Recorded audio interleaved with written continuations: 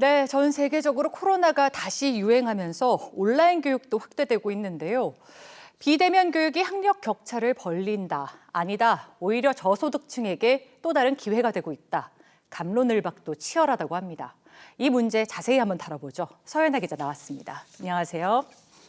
자, 먼저 인도 한번 살펴보겠습니다. 인도는 그래도 IT 강국으로 알려져 있는데 온라인 교육 때문에 학력 격차는 물론이고 현재는 빈부 격차까지 더 벌어졌다고 이제 치열한 것으로 알려져 있습니다. 예, 그렇습니다. 특히 저소득층과 농촌 지역 학생 그리고 여학생들에게 타격이 컸습니다. 이 교육 전문지 타임스 히어 에듀케이션에 보도된 내용인데요. 이 인도도 3월부터 학교를 폐쇄하고 비대면 교육에 들어갔습니다. 이 학습 콘텐츠를 새로 만들고 무료로 배포하기도 하고 노력은 했습니다. 그런데 취약계층들에게는 그림의 떡이었습니다. 이 농촌 지역 학생 가운데 83%는 기기가 아예 없었고 58%는 인터넷 접속을 못하는 환경이었기 때문입니다.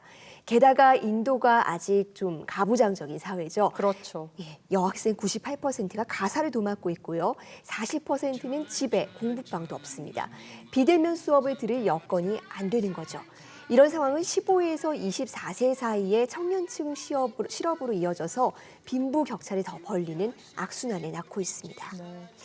사실 비대면 교육으로 인한 격차는 세계적인 현상이기도 하고요. 미국이나 유럽도 예외는 아닐 텐데요. 온라인 교육의 가장 큰 목표 가운데 하나가 사실상 좀 아이러니한 게 저소득층의 교육 기회를 넓히겠다 이런 거 아니었습니까? 예, 그렇습니다. 그래서 사실 미국은 이번 코로나 사태 훨씬 이전부터요. 이 유아교육 단계에서부터 원격 교육을 통해서 격차를 줄이려는 시도를 계속 해왔습니다. 이 인디애나주가 대표적인데요. 이 3년 전부터 유치원에 못 가는 저소득 가정 만 4세 어린이에게 하루 30분씩 일주일에 5번 무료 교육을 진행했습니다. 이 기기와 인터넷망도 제공을 하면서 매일 15분씩 이 대화형 수업으로 알파벳이나 숫자 세는 방법을 가르친 건데요. 이 어린아이들이 도대체 컴퓨터로 뭘 배울 수 있을까 싶기도 한데 성과는 있었습니다. 특히 읽고 쓰는 능력에 긍정적인 영향을 미친 것으로 나타났습니다. 나름대로의 성과는 확실했던 것으로 보이는데 최근에 갑론을박이 펼쳐졌다는 얘기는 뭔가요? 예, 일단은 참여율이 굉장히 낮습니다. 이 2018년과 19년에 192명의 아이들이 참가를 했는데 이 목표치의 55% 수준에 불과했습니다. 올해는 참여율이 더 떨어져서 지난달 말 기준으로 등록 아동이 60명, 이 목표치 17%에 그쳤습니다. 이 학습 효과도 논란이 좀 있는데요. 문해력은 높일 수 있었지만 숫자 감각이나 사회성 발달에는 별로 영향이 없었다고 합니다.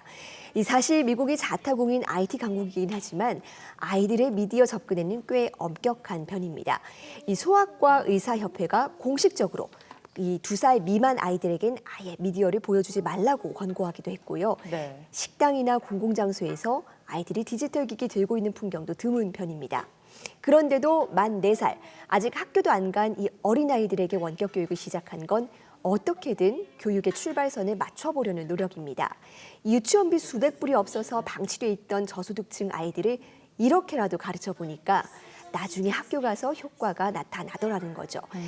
특히 학습장애 등을 앓는 특수교육 대상자로 분류된 경우에는 더 효과가 있었습니다. 다만 이런 프로그램을 지지하는 사람들도 인정하는 것이 있습니다. 우선 원격 교육을 잘 받게 하려면 적어도 초기 적응을 위해서는 대면 접촉이 필수적이라는 거고요. 네. 원격 교육 과정도 사람이 하나하나 세밀하게 개입해야 한다는 것. 그리고 마지막으로 어느 정도는 대면 교육과 병행을 했을 때 효과가 있었다는 겁니다. 네, 이런 비대면 교육의 효과는 일부 국가들만의 고민이 아닌 만큼 좀 전 지구적인 대책 마련에 박차를 가해야겠습니다. 예, 오늘 말씀 잘 들었습니다.